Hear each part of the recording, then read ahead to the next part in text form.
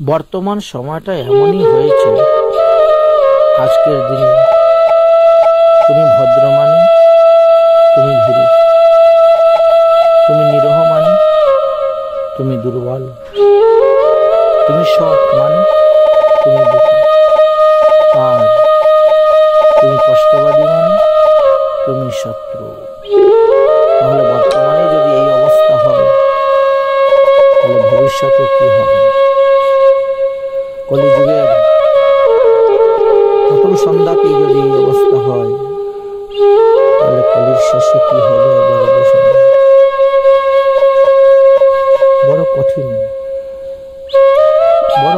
এই কলিযুগে মানুষকে বোঝানো, মানুষকে চেনা। কি দেখে যে কি বলে তারাই জানে।